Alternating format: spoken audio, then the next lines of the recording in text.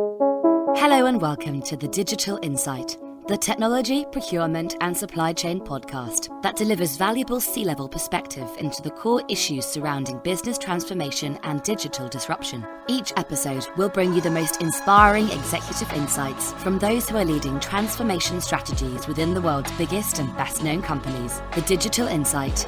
Disrupt, transform, evolve. Welcome to the Digital Insight, the official podcast series for CPO Strategy and Interface magazines. Today I'm joined by Carlene Jackson. She's the CEO and founder of Cloud9 Insight. She's had a varied and successful career in the technology sector, and she's a huge advocate of company culture and diversity in the workplace. She was also recognised as one of the top 10 female tech entrepreneurs on 2 separate lists in 2019 alone. Carlene, thank you for joining me today. I started Cloud9 about 10 years ago, nearly coming up to 10 years ago, and it was an opportunity really to support small businesses deploy CRM in the cloud for the first time, because I saw a trend of more and more clients were moving to the cloud. I'd worked with American companies before that, and I saw that they were a little bit ahead. And there's not just an opportunity to help clients with making the most of their data in the SME space, but also they were able to use Microsoft technology to get more insight, hence the name Cloud9 Insight. And so that's when I sort of really started up sort of seeing that trend. And I think at the time, most of my competitors were still looking to sell, you could say, on-premise software, and I think that was really holding back clients, because when you implement something that's on-premise, it's a sort of it's sort of almost like takes a snapshot of a moment in time of your business processes in your business, whereas if you move to the cloud, that's being developed all the time. You're constantly being upgraded in the background without having to invest in an upgrade project. So for me, that just was a logical sense, and to be able to allow what historically might have been an enterprise piece of software to enable small businesses to use that and leverage that at a really affordable cost was really exciting for me. So it was the first time actually I started working with SMEs as well. I'd only worked with enterprise clients before that. So that was an exciting start into selling Microsoft CRM. Okay, so it was very much driven by a kind of desire to make sure that small businesses had a choice, an option that would be progressive for them and allow them to continue to develop and not just be kind of a short-term solution. Absolutely, yeah, definitely. There's a sort of, I think historically what I'd seen with the enterprise clients I had worked with is historically CRM projects had been sort of at least a year long, and often you'd really question, why had the business moved on since the definition stage of the project, and was it still fit for purpose? And I think projects these days need to be a lot more agile to support clients with sort of business transformation. And so for me, working with cloud technology allows you to be a lot more agile. Yeah, absolutely. And it's interesting because you sort of think of technology as being so fast paced and quick moving, but I suppose there's always still the opportunity for people to be stuck in their ways. Absolutely. Yeah, I think the whole team have to be quite agile, because when I work with clients on their CRM projects, I often sort of say to them that the technology is just an enabler, and I really question them to understand, are they looking for a stealth IT project which they can sort of sneak into the background and hope with everything crossed that all their users are going to adopt it? Or are they really looking at it as a business transformation project where they're going to review their processes and actually look at it as a really great opportunity to get a better return on investment by really challenging what's happening in the business? Are you delivering the best value for your customers? Are you using the insight that you have about what's happening in your business and what you know about your customers? Is it a true business transformation project?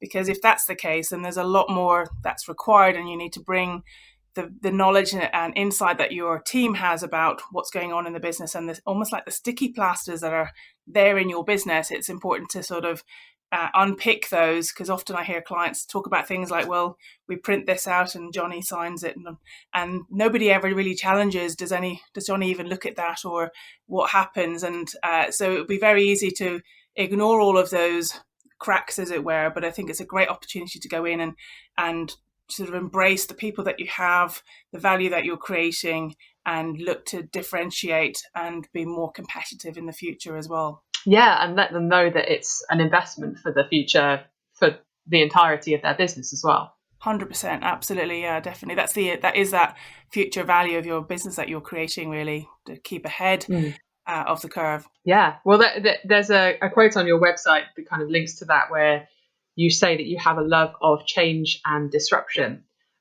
which caught my eye, and I wanted to talk about what that means to you as a tech leader, an expert, and as an entrepreneur. Yeah, sure. I think perhaps it comes naturally to me. I'm dyslexic, mildly dyslexic, and some people would say that dyslexics are quite creative people. I often joke that if I'm walking down the street, I might have 100 ideas before I get too far. I find it hard to read anything without having a pen and paper in my hand, because I'm always got lots of ideas. And I think part of the reason that entrepreneurs have often been so successful as dyslexics is that we often think differently. I think that if you look at tackling problems the same way they've always been tackled before, then you'll probably sort of come up with the same answers. But if you can address things differently, then maybe that you might come up with a better opportunity. And I know when I started my business, I actually started up my business and moved almost immediately to the Alps in France, in the middle of nowhere. I hadn't worked in the Microsoft channel. I had no preconceptions about what did a Microsoft partner selling CRM do. And so it was, I just assumed everyone just did it the same way that I did. And as it's turned out, my business model is actually quite different. And traditionally in the technical sector, there's a lot of, you could say, 40-year-old graying, balding guys, and I actually recruit a lot of young people into my business, hence that why I've also set up an apprenticeship business, Vantage Academy.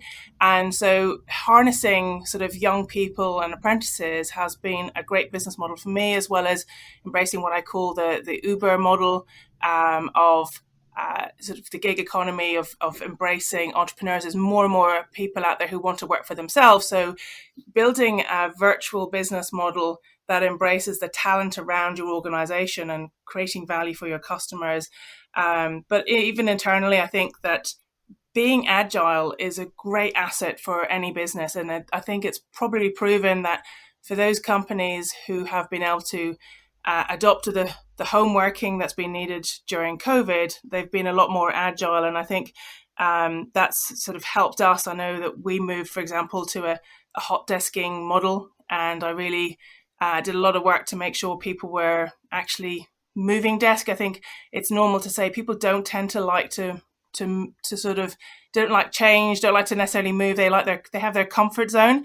Many years ago, I did a coaching course, and one of the great things that I learned from that was to really help people develop. It's about taking them just a little bit outside their comfort zone, and when they realize that's actually an okay place to be, and they learn from that, then it's an opportunity for them to sort of take ownership for further development themselves, and to sort of go on and increase their skills. So I've seen that sort of being agile and pushing people outside the boundaries of the norm is actually quite a good thing. You just probably need to hold their hand a little bit for some people.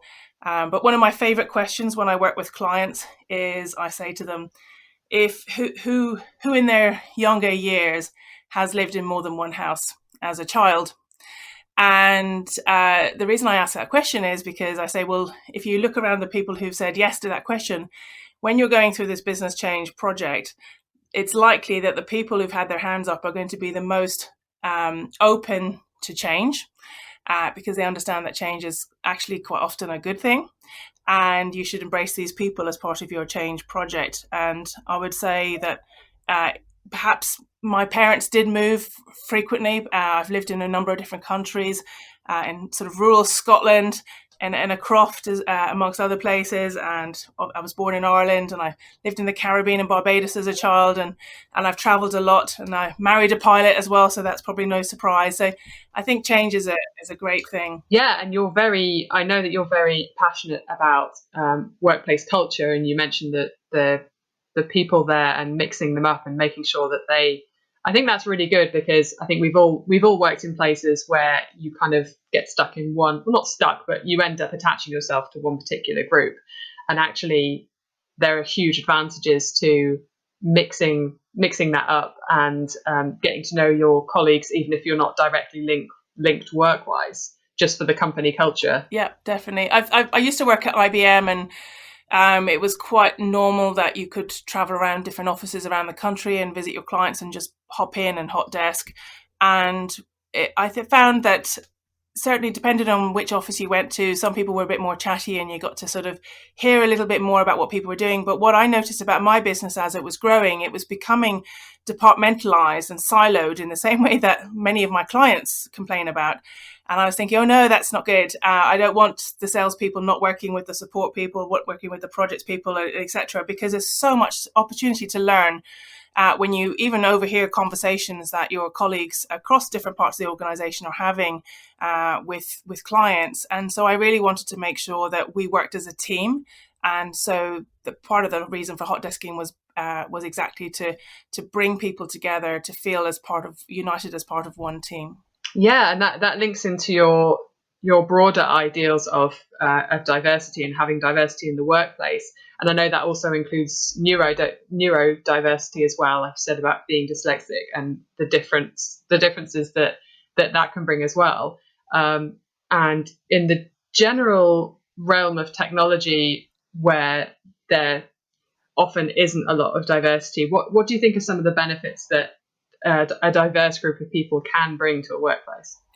I think it's huge, actually. I think that, first of all, organizations need to make sure that the demographics of who they employ reflects the demographics of who you're selling to, because it's difficult to sort of understand them. So certainly in a B2C market, definitely having a cross-age group representation in your workforce is really important.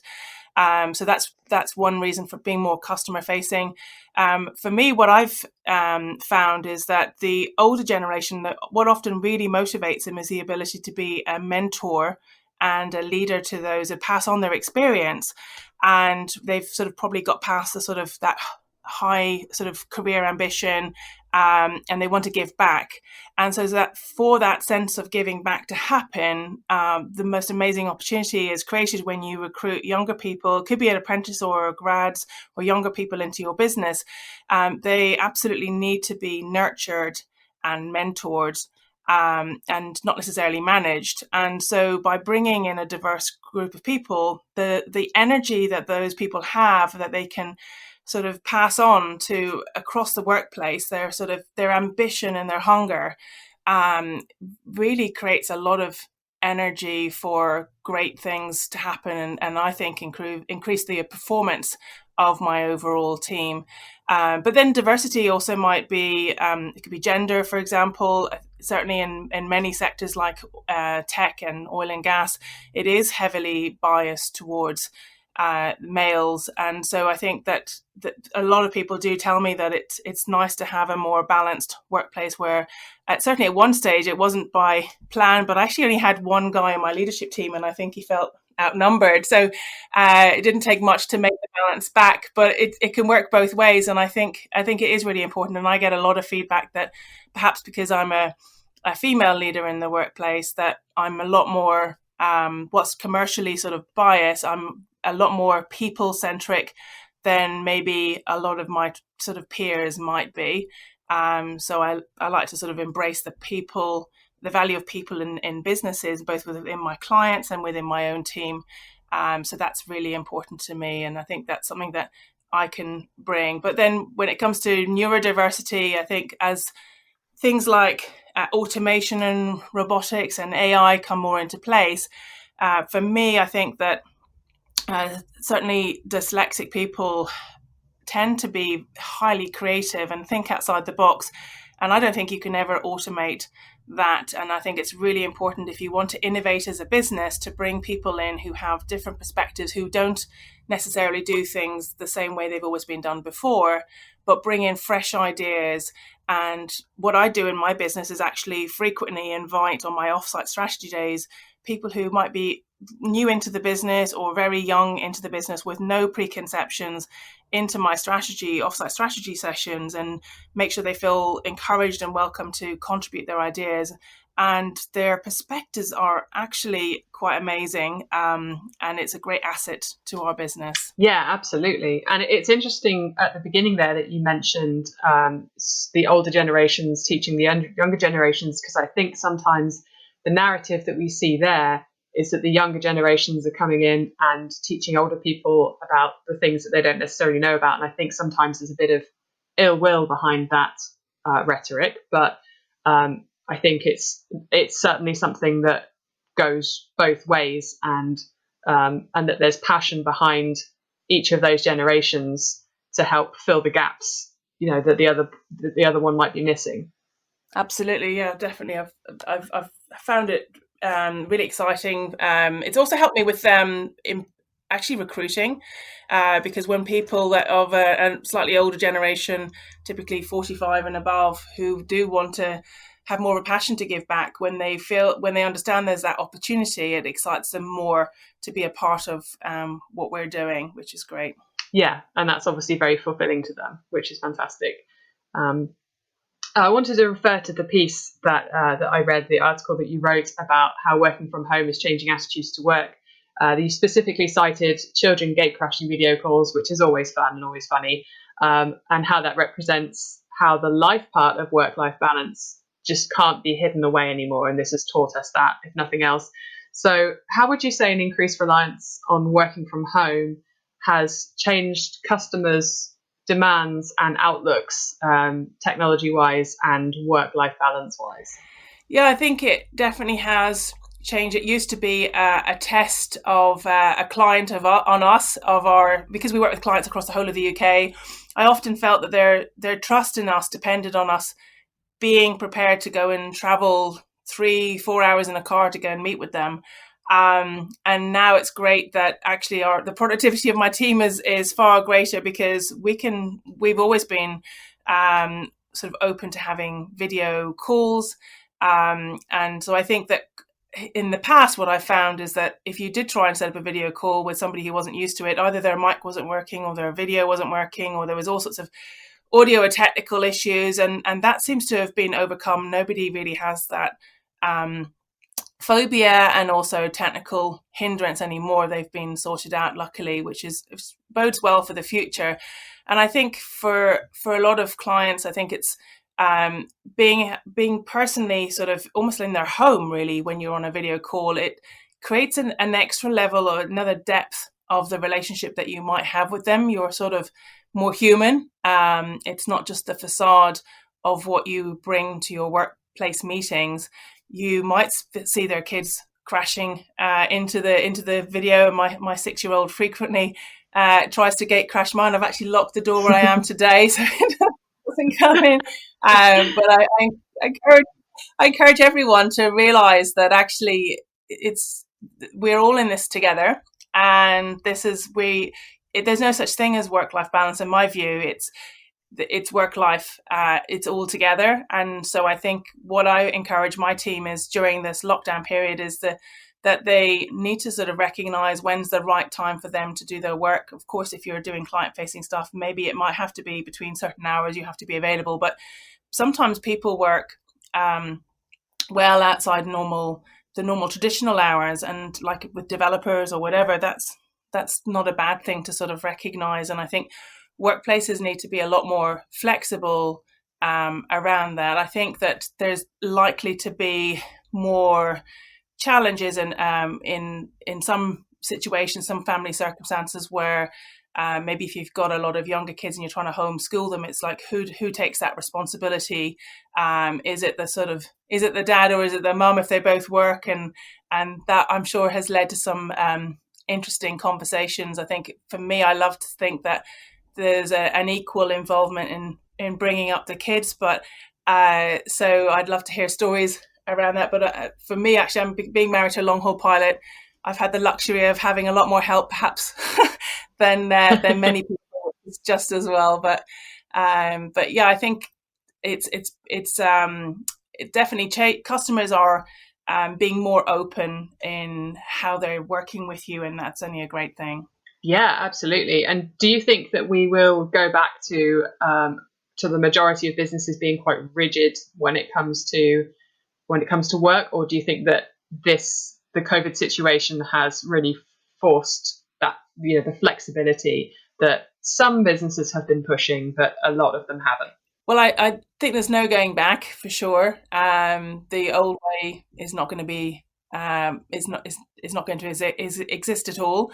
I think that there's two types of businesses. There's those who are sort of probably kidding themselves and just about surviving, and those who are probably a lot more agile and forward thinking, who are going to look at the trends that have been happening and jump onto those trends in allowing a lot more flexibility around people working from home, having workplaces more as meeting places. And I see there being a great opportunity of having, in the same way you have hotels, boutique hotels at the minute for staying over, why not have the same sort of trendy sort of place where whole teams can come and meet for a number of days over a week or over a month or whatever, but they're sort of meeting spaces where people can come to a venue that's a really nice place to hang out, but not necessarily have the traditional offices and all the expense that goes with that. But it's a wonderful place that people actually really want to come, and not somewhere that they are forced to commute. And I think for me, in Brighton, it's an easy place to commute to London. And I think a lot of people are probably recognising that when you are in you could say the rat race of commuting, and you lose so many hours a day, and so many hours a week, when you start to add that all up, and you don't want to lose that. So I'm sure more and more people will be questioning, why am I on a train commuting, or why am I driving in my car for an hour to go to the office? I need to see my kids more, and that can only be a good thing, I would say. And of course, businesses that really want to attract talent and diverse talent and younger talent and everything that they want when it comes to staff attraction and retention, they will very quick, and if they're not willing to make those changes, they will very quickly find that they won't be as appealing, and that potential staff won't stand for a company that refuses to be flexible. Absolutely. And I think that the other great thing about this mobility of the workforce is that maybe your team don't even have to be in the vicinity of your office, maybe not even the vicinity of the UK. Maybe we can tap into where is the best talent to serve my customers. Absolutely.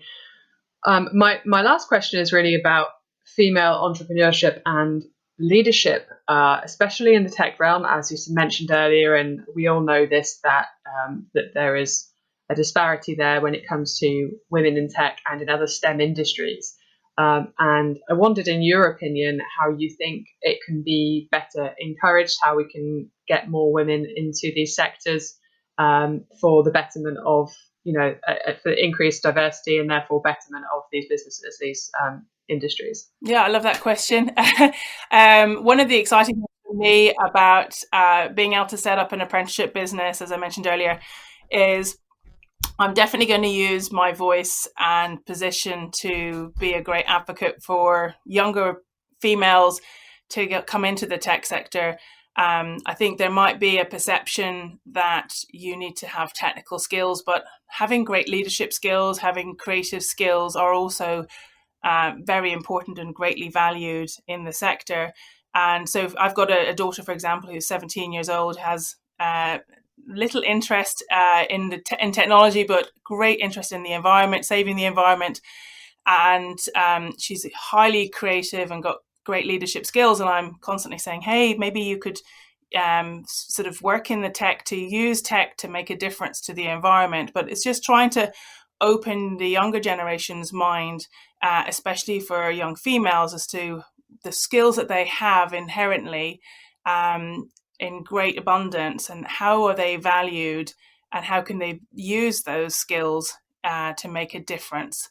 And for me, technology is a great enabler of change and making a difference. And there's so many examples where organizations are going out and perhaps, for example, tackling problems in the world where people might be overfishing, and that's all through the use of technology. But you need people to be highly creative, and so I'd like to see schools working more with younger people to help them feel confident about working with technology, about bringing, for example, even the use of laptops into the workplace. When I hire people that are fresh out of school, I'm absolutely dismayed by how little, how few skills they have in using technology. So there's a big gap, I think, that schools need to play in bringing people up to speed, and that crosses obviously both genders. But it's really sad to see the sort of percentage of females attending degree courses that are highly sort of attended by males. But when you look overseas at places like Poland, they have a much greater balance of male and female genders on the courses. So I think we have a lot to learn about what is it that overseas countries are doing that we're not. And I suspect that starts at a young age in school, because people, if you look at my own kids' schools, there's a tendency for girls not to put themselves forward to courses that they might perceive as traditionally being a course that boys do. And so we need to address that somehow. And it might be maybe offering courses uniquely for a female sort of course. That could be one way of getting around it. And maybe schools need to do that too. But and I think the other thing for me is also just, I think that the more females would go into entrepreneurship as well, if there were a greater availability of a mentorship network, because I think that a lot of guys, they have a sort of an ego of self-confidence that a lot of girls don't have, and so it's really important to give opportunity of helping the younger generation of females with their self-belief and courage to go out there and try something new, and it's okay to fail. And so I think if we as a society, particularly at this time, I think if we could create a lot more entrepreneurs, then as an economy, then we'll be a lot more successful. And I think that females have definitely evidence that they can make equally great entrepreneurs. But I think the role of mentors in helping them achieve that, maybe even starting at school, could be a great thing. And it's certainly, having a mentor in my life has helped me do all the things that I have, which I really appreciate. Yes, and I completely agree that if STEM topics are pushed as an option early on for everybody, regardless of gender, then it won't necessarily feel like there's a barrier for young girls, and therefore, and young boys definitely need that push as well, because there is a skills gap that needs to be filled, and there is a lack of interest in those areas. Whereas if they were taught about them earlier and the opportunities that were out there for them, that maybe there would be a more equal balance, and that interest would be sparked in lots of different types of people. Yeah, absolutely. I think perhaps if there's more integration between businesses and their involvement in schools, and making sure that the skills that people are learning, maybe it could be even out of schools, but offering opportunities to learn entrepreneurship skills, learning sort of about how to solve business problems or sort of world problems using technology, for example, that might open up their eyes. But it's often said as well that the careers of the future are not necessarily, many of them don't even exist today. So we need creative minds as well from people coming in to sort of address some of those challenges. It's not just the technical skills, but it's the creative skills too. Thank you for listening to the Digital Insight podcast in association with the Interface.net and CPOstrategy.com. The Digital Insight is brought to you by B2E Media Limited. We hope you enjoyed this episode. Please remember to subscribe, rate and review. And don't forget to check out our podcast archive at www.b2e-media.com/The Digital Insight.